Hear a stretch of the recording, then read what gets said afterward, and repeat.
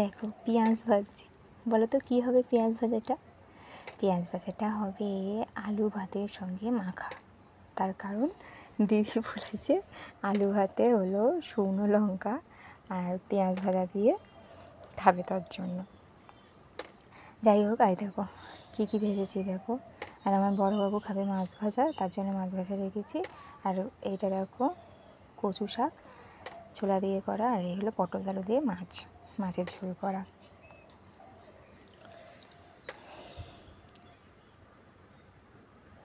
ভাত তো হয়ে গেছিলো, ভাত উনুনেই হয়ে গেছিলো। আর এই যে আমার বড়বাবুর জন্য টক ডাল করা হয়েছে, টক ডালটা। আর আরেকটা জিনিস তোমাদের দেখাইনি, সেটা হলো নুন চিনি লেবুর জল করে দিয়েছে আমাকে। আমি তাই একটু শান্তি ভরে খাচ্ছিলাম,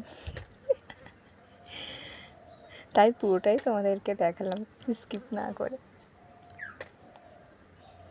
যাই হোক, খাওয়া হয়ে তো গেল। এবার লাস্টে একটা দেখো দানা বেঁধেছে মুখে, দানা খাওয়ার পরে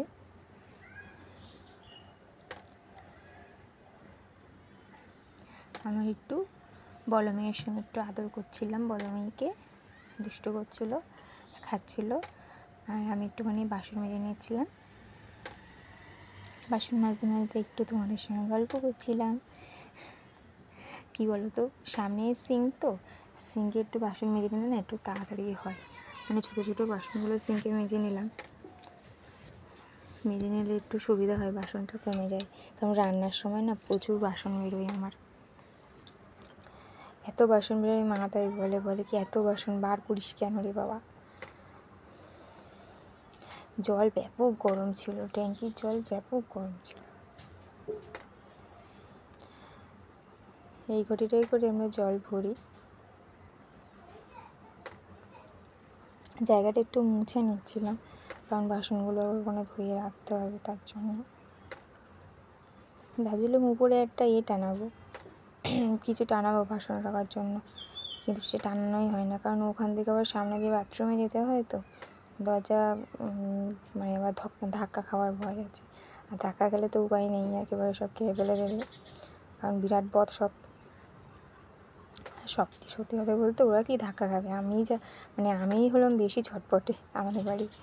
আমিই ধাক্কা খেয়ে বসে থাকবো, কারণ আমিই দৌড়ে যাই। এইটাই আমাকে বলে যে তুমি কীভাবে চল, তুমি না তুই কীভাবে চলিস।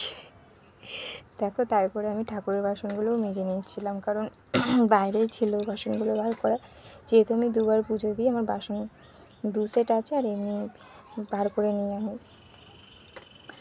বাসন নিজে থাকলে যে কটা নিচে থাকি সেগুলোই নিয়ে চান করার আগে বাসনটা আমি মেজে নিয়েছিলাম, ঠাকুরের বাসনটা।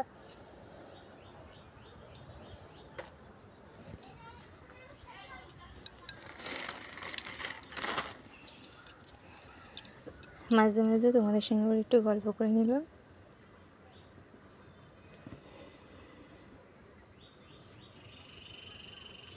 বাসনটা আবার অনেকটা, তো এখানে বাসন মাঝে শেষ হচ্ছে না। বাসন মাজছি তোমাদের নিশ্চয়ই মনে হচ্ছে যে ঠাকুরের কেন এত বড় থালা। আসলে আমার একটা ছোট গোপাল আছে, আমি গোপালকে তো আলাদা সিংহাসনে রাখতে হয়, আর পিতলের সিংহাসনে রাখে, তাই আমি এই কাঁসার থালার উপরে রাখি। আর প্রতিদিন যেহেতু চান করে পাল্টিয়ে দিই, তার জন্যই ওটা। আর এই তামার ঘটিটা তো পুরো কালো হয়ে গেছে, কারণ আমি যেন এটা ঠিক করতেই পারছি না। সবাই বলছে পিতাম্বরী দিয়ে মাজলে নাকি ভালো হয়, তাই ভাবছি পিতাম্বরী নিয়ে আসবো। আমাদের এখানে তো খুঁজেছি, পাইনি। যাই হোক, বাসন দেখো, বাসন মাজা শেষ আর হচ্ছে না। এবারে আমি চান করতে গিয়ে চান করে চলে এসেছি, দেখো মাথা পুরো ভিজে, মাথায় আঁচড়াইনি। আর চুলের দিয়ে দেখো টুপটুপ করে জল পড়ছে। কেন বলো তো, আমি মাথা চান করার পরে আর মুছি না, কারণ জলটা থাক গায়ে। যাই হোক, তারপরে আমি ঠাকুরের বাসনগুলো আবার একটু ধুয়ে নিয়ে চলে এসেছিলাম। তারপরে ওই যে দেখো, ওই যে আমার গোপাল। যাই হোক, ঠাকুরকে চান করানো হয়ে গিয়েছে। চান করানো হয়ে গেলে আমি আবার অন্য পাত্রে তুলে রাখলাম, তুলে রেখে গাটা মুছিয়ে আবার কাঁসার থালার মধ্যে আবার রেখে দিই, ওটা মেজে। দুটো থালা আছে। আর শুনেছি যে আমি তুলসী পাতা প্রতিদিন দিতে পারি না, কারণ তুলসী গাছ অতটা নেই, ছাগলে তো সব খেয়ে নেবে একেবারে। তা যাই হোক, তার জন্য আমি কি করি, আমি একটা ভিডিওতে দেখেছিলাম, কীর্তনের ভিডিওতে, যে তুলসী পাতা না দিতে পারলেও তুলসীর মালা রেখে দেবে।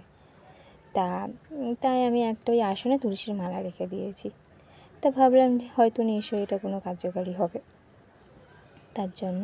আর এই যে ডাবটা, মানে এই শুকনো নারকেলটা দেখে কি মনে হচ্ছে, এটা আমার মানে পুজোর ওখান থেকে দিয়েছিল প্রথমে, যে তুমি এটাকে পুজো করবে। তাই হলো, ওটা হলো মা কালী ঠাকুরের। যাই হোক, উপরে আমার কার্তিকের থালাটা আর বাটিটা তুলে নিলাম।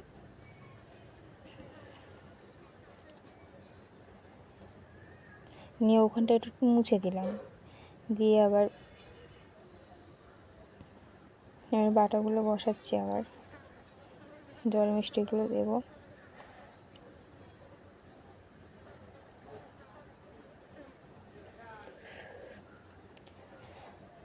উপর নিচ দিয়ে, মানে উপরে দুটো, ঠাকুরের আসনে দুটো, এদিকে দুটো, 6-7টা মতো বাটা দিই। নিচে আগে দুটো দিতাম, কিন্তু জায়গা কম হয়ে গেছে।